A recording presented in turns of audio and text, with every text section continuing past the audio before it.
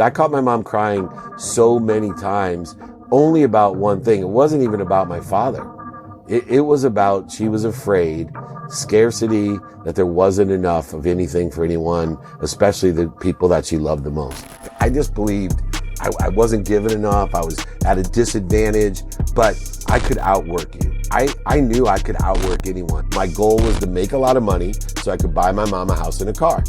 I sat on my bed in law school praying to God. I said, God, you give me enough money to buy my mom a house and a car. I'll shovel shit with my hands 6 days a week, 12 hours a day in gratitude. And that's the mindset that I got because I was determined there was no more unhappiness because of financial stress. I was going to break the genetic and the energetic chain of scarcity in my family. But here's the thing, the last lesson I'm going to discuss. When I graduate law school, I end up getting $150,000 a year job being an oil and gas litigator. But because I wanted to be rich, I always had an open mind to listening to other opportunities that could pay more. I got offered a sales job in 1992 in the internet for a comp plan of $250,000. I went to my mom, who you could tell by this interview how much I adore and respect, and I asked her, what should I do? Either way, I knew I could buy her a house and a car. Back in 92, that was a lot of money. And so she looked at me and said, David, you need to take the law job. The internet, it's a fad. It's not going to last. This is going to be the biggest mistake of your life. Lesson number 2, just because someone loves you does not mean they give you good advice. 100. I almost missed out on an unbelievable opportunity that ended up 9 months out of law school making me a millionaire. 3 years later, we sold the company for $3.4 billion in 1995, billion with a B. Sent me up to the Silicon Valley where I raised hundreds of millions of dollars. By the time I was 30, I was a multi-millionaire, married to that dream girl from the 4th grade, houses, cars, golf courses, ski mountains, everything I ever wanted in the entire world, I had by the time I was 30, except for one thing. Now I wasn't happy. All right, welcome everyone to another episode of the Jake Dunlap Show. We are very excited that you joined us. If you haven't tuned in, this is the show where we talk to celebrities, thought, and industry leaders to really discover their journey to success. I am super excited that you're joining us. This show is like no other. I can promise you that. You might laugh, you might cry, but you will definitely leave inspired and gain a whole new level of insight into those people that you follow, love, and admire. All right, welcome everyone to a very special, our first ever My Top 3 Memories episode of the Jake Dunlap Show. This week, I'm very excited. It's not every day that you hear about a man who's made $100 million, lost it, and built it right back up again after turning his life around. Today's guest is a man who has had the world at his fingertips, money, cars, resorts, friends, parties, made himself a name for himself having the Midas touch, but ultimately decided he wanted a different path. Nowadays, his life's mission is to empower 1 billion people to be happy and teach principles to success. Please, everyone, join me in welcoming none other than Mr. David Meltzer. David, welcome to the show. Thanks so much, Jake, for having me. I'm so excited to be here. And don't limit me. It's over 1 billion people. I don't want to be limited at just 1 billion. Yeah. Well, why not? You know? Yeah. I mean, 1 billion, that feels like a lower goal now. For exactly. You. Crumbs. It's just crumbs. Well, it's an amazing mission. And so, like every other episode, this one's going to be a little bit different, you know, because we're going to try a shorter, more kind of punchy opportunity here to have the dialogue. So we're going to go through the top 3 memories before your work life that helped to shape you. And so we're going to start back in Akron. We're going to go through high school, maybe talk a little bit about Occidental and Tulane. But let's start at the very beginning. What was childhood David like? What are some of your first memories of, you know, you as an individual and some stories that maybe stand out from those first formative years? You know, for me, I had a different path. Since I grew up with a single mom, my dad left when I was 5 years old. I had 5 siblings, a mom who was an incredible educator. She was a 2nd grade teacher who packed my dinner in a paper bag and had the older siblings teach the younger siblings, because the fetus wasn't fully developed in my family until after graduate school. There were no such things as B's or C's in my family. There was literally doctor, lawyer, or failure. That was how I was raised. And education was our way out of the world of not enough. My mom, she packed my dinner and then filled turnstiles at convenience stores with greeting cards. And so I have a saying about, as a parent, your kids don't listen to you, but they watch you. That holds so true for me because I didn't listen to one thing my mom said. My siblings did. They all ended up, because they listened to my mom, they ended up at Harvard, Penn, Columbia, graduating summa cum laude. I got a B, and I literally thought, that was the end of my career. I got to be in high school. I thought it was the end of everything I ever dreamed of. That's how much my mom had programmed me. But I didn't listen to my mom, but I watched her. And, for me, the lesson of my childhood was that of a mule. I just believed I wasn't given enough. I was at a disadvantage, but I could outwork you. I saw my grandfather worked 6 days a week, 12 hours a day, at an auto parts store. He sold tires out of the back of a truck during the Depression. My grandparents lived in Akron with me. And, I knew I could outwork anyone, but I wanted to be a professional athlete. And so I learned to enjoy the consistent, everyday, persistent, without quit pursuit of my own potential. And that later I will realize the lessons of potentiality. But at a young age, I carried a football everywhere I went. I told everyone I was going to be an NFL running back. I was convinced of it. Nobody was going to show me any differently. I never stepped onto a football field where they looked at me and said, "Oh, there's our starting running back." It was usually, if they called me a tailback, it was, "Hey, get your tailback on the bench. You're too small to play." I love that. And when you think back to that, what was it that drove her? Was it just the situation and just wanting something better? Fear and scarcity. My mom, she loves her children. I'm fighting, choking up, talking about my mom because how much she sacrificed. So her children were everything. And that to me, changed my life later on. As I recovered from losing everything very quickly, I learned a lesson and it resonated with me. Said, how much you care about your children, Dave. There's somebody that's omniscient, all powerful, and all knowing with unbelievable, unlimited infinity of power and abundance that cares the same way about you. And when I thought about even the way my mom cared about me, but she was so, at such a disadvantage because we had no money. She made $17,000 a year with 5 boys and a girl. Imagine something that had everything, all powerful, omniscient, that felt the same way about me that my mom felt about me and I felt about my children. That's where I derived my faith of abundance. But I didn't have that faith of abundance when I was young. I, believe money bought love and happiness. Only time I didn't have happiness in my life is when we had financial stresses. A car would break down. It was literally the end of the world. We didn't have enough money for food. I caught my mom crying so many times only about one thing. It wasn't even about my father. It was about, she was afraid, scarcity, that there wasn't enough of anything for anyone, especially the people that she loved the most. And I think there's a lot of stories I hear that people who have grown up with parents, in situations like this, and how much that drive and that, again, that role model, like you said, David, about watching and observing and how that imprints on us over time. So as you kind of then go into high school, you mentioned, what were, some of the formative, was there a point you realized you weren't going to be a tailback? It was in high school. In college. It was in college. See, I was really good in high school, because I had a chip on my shoulder. I believed everyone always laughed at me, made fun of me, and scoffed at me, and ended up applauding me. And I learned that through football, because the minute I stepped on a field, they laughed at me, scoffed at me, made fun of me, and then I got the ball and they applauded me. And I did the same thing, with greater things later on in my life that I have greater potential for. I joke around, but I played college football, which we'll get into. And I joked around that that's the closest I've ever come to my potential. I was an average Division III football player. But in high school, I learned to be a pleaser. I learned to lie, manipulate, cheat, oversell, back end sell.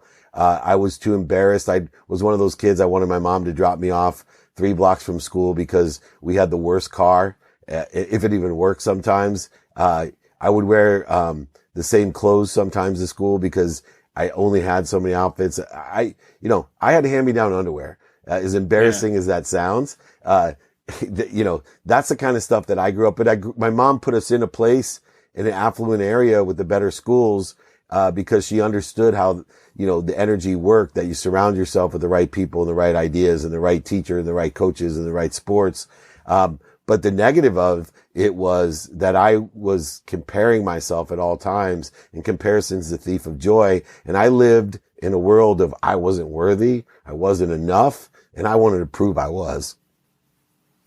And where do you feel like, again, was there something, I guess, was it just the amount of people who weren't like you? Like, what do you feel like made you so aware of that? Aware of that? I felt this way with a lot of people, that I was better than them, but they thought they were better than me because their parents had money. Like, I was a better student. I was a better athlete. I was a kinder person.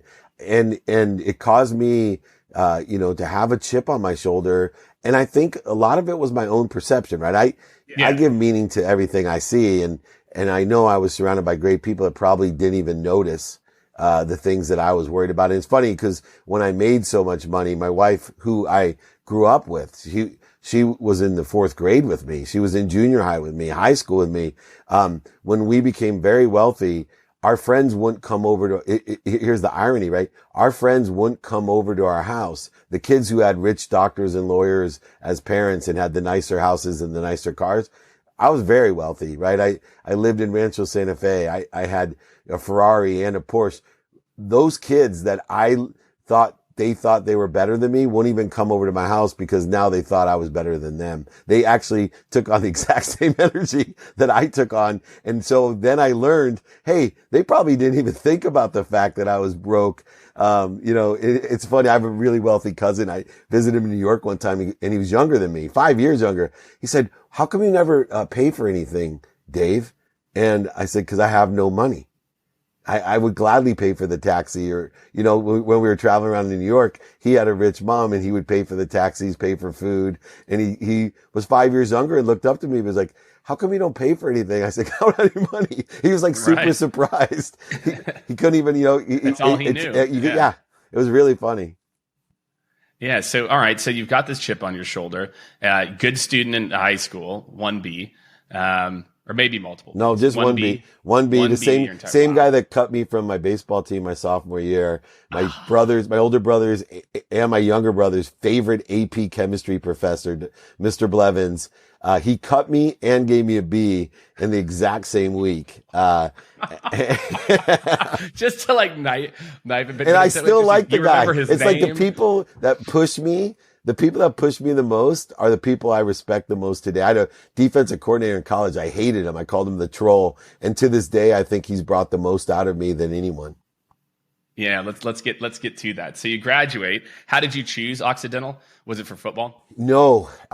Well, partly. I mean, I had a very, very, very, very long list of places that would let me play football.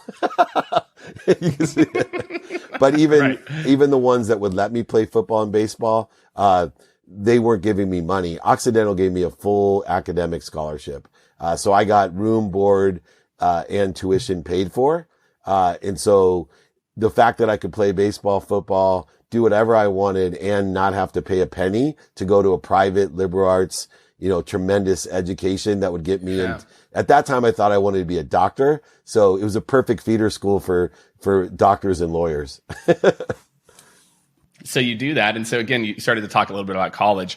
What are the top, few memories or few, areas as you look back and reflect that, again, kind of you've taken with you the most? Yeah. So the first is my first playing college football. I was the fastest one on the team and they put me as the outside bullet on the kickoff team. I was so excited. I remember thinking this is the start of my NFL career.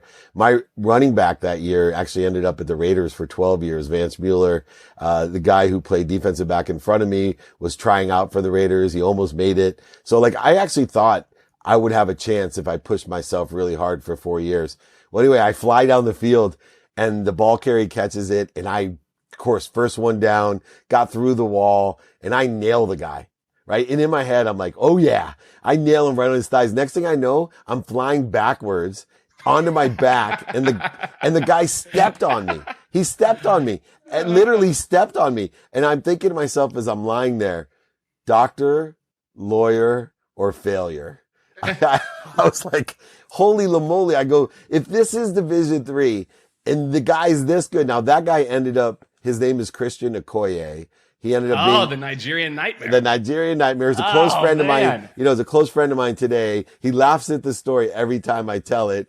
But I always say, I told him when I met him the first time years ago at Lee Steinberg, I said, dude, I got your first autograph when you played at Azusa Pacific, the college you played at. He goes, really? You asked for my autograph? I said, no. You stepped on me. I got a size 13. It's cemented into my chest. You stepped on me, you monster. Anyway, so that's the first lesson was, you know, understanding that I only can go so far according to my potential in this lifetime. But it's okay to pursue a potential that may not be as great as a Christian Okoye or a Warren Moon or Troy Aikman's potential.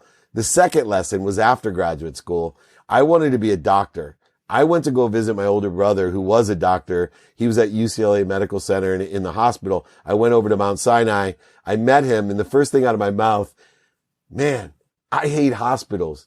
He said, David, you're pre-med. You hate hospitals. What are you doing? I said, I'm going to be a sports doctor. I'm not being a doctor in a hospital. I'll be on the sidelines and you know, in training rooms. He goes, this is the best piece of advice I'd ever gotten. And I still probably maybe have ever gotten. He said, David, you need to be more interested than interesting. And I can't tell you now that I'm in the position I am in my life, you know, I was 18 years old. I had no idea what being a doctor is like. I was not interested at all. I just thought I'd make a lot of money being a doctor. My mom wanted me to be a doctor. And I can't tell you, in every aspect of my life, every day people ask me, should I invest in crypto? Should I invest in NFTs? Should I invest in real estate? I was like, dude, be more interested than interesting. You know, tell me what your timing and risk tolerance is. Tell me what types of things in real estate you're interested in and how it aligns with your timing and risk tolerance. I can give you great advice. I will give you quantitative analysis through the dummy tax that I've paid, situational and a quantitative analysis. But I can tell you most of the people's biggest downfall is they're not more interested than interesting. They're just going through the motions in life. I love that saying. I'm definitely borrowing that, by the way. Please take it. I think it's a very easy concept for a lot of people. And I see that, you know, my area of, you know, domain for the longest is sales and sales leadership and building and scaling teams. And I think it's extremely true there, right? Where a little bit more money here, a little bit. Do you even care about what you're selling? Do you even care about the team that you're building? Do you care about the industry? You know, because your maximum to be all time or epic at something is directly correlated to being interested versus, you know, oh yeah, I could do that maybe, you know, and you're just putting in the motions. Yeah. Then last lesson, you know, I switched to law and I was more interested than interesting. In fact, I got accepted to Georgetown and SC and just great law schools, Emory. But I chose Tulane because they had the best oil and gas litigation program in the world. They taught both civil and common law. They had the top maritime law. They had a program in Greece that you could study. I was more interested than interesting. I chose that school over a lot of other ones because I was going to be an oil and gas litigator. My goal was to make a lot of money so I could buy my mom a house and a car. I sat on my bed in law school praying to God. I said, God, you give me enough money to buy my mom a house and a car. I'll shovel shit with my hands 12 days a week. 6 days a week, 12 hours a day in gratitude. And that's the mindset that I got, because I was determined there's no more unhappiness because of financial stress. I was going to break the genetic and the energetic chain of scarcity in my family. I knew that I had great potential, to make money like you, just a natural at sales. Plus I had this newfound work ethic and focus and attention and intention. But here's the thing. The last lesson I'm going to discuss. When I graduate law school, I end up getting $150,000 a year job being an oil and gas litigator. But because I wanted to be rich, I always had an open mind to listening to other opportunities that could pay more. I got offered a sales job in 1992 in the internet for a comp plan of $250,000. I went to my mom, who you could tell by this interview how much I adore and respect, and I asked her, what should I do? Either way, I knew I could buy her a house and a car. Back in 92, that was a lot of money. And so she looked at me and said, David, you need to take the law job. The internet, it's a fad. It's not going to last. This is going to be the biggest mistake of your life. Lesson number 2. Just because someone loves you does not mean they give you good advice. 100. I almost missed out on an unbelievable opportunity that ended up 9 months out of law school making me a millionaire. 3 years later, we sold the company for $3.4 billion in 1995. Billion with a B. Sent me up to the Silicon Valley where I raised hundreds of millions of dollars. By the time I was 30, I was a multi-millionaire, married to that dream girl from the 4th grade, houses, cars, golf courses, ski mountains. Everything I ever wanted in the entire world, I had by the time I was 30. Except for one thing. Now I wasn't happy. And that was a lesson that we could talk about next time I come on. I love it. But I did choose that internet job. And I've learned one thing just to finish up. There's only ignorant people. There's ignorant, humble people, which is the David Meltzer that exists after I lost everything. And there's the ignorant, arrogant people, which is the Dave Meltzer from the time he was 5 until the time he was 35. Worth over $100 million and had everything that everybody in the world wished for, but took it for granted. And so you cannot take for granted what everybody else is wishing for. Live with gratitude, forgiveness, accountability, and be able to effectively communicate with the greatest source of power, light, love, and lessons. Appreciate what you receive and give it away, which will allow you to acquire the knowledge of what you have. David, way to wrap it up, man. Thank you again. I really appreciate it. I hope everyone at home listening took as much away as I did. And I can't thank you enough for joining me. And we will definitely have you back to continue the journey here in the next few months. Please remember, everyone, reach out to me, david@dmeltzer.com. I'm happy to send you my ebook, audiobook. I'll sign a copy, pay for the book and shipping. david@dmeltzer.com. Be kind to your future self and do good deeds. Thank you, David. Thank you.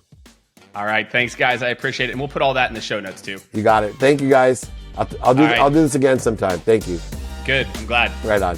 Bye. All right. Thank you so much, everyone, for tuning in to another extremely fun and interesting episode. I thought it was fun and interesting, so I hope you did, too, of the Jake Dunlap Show.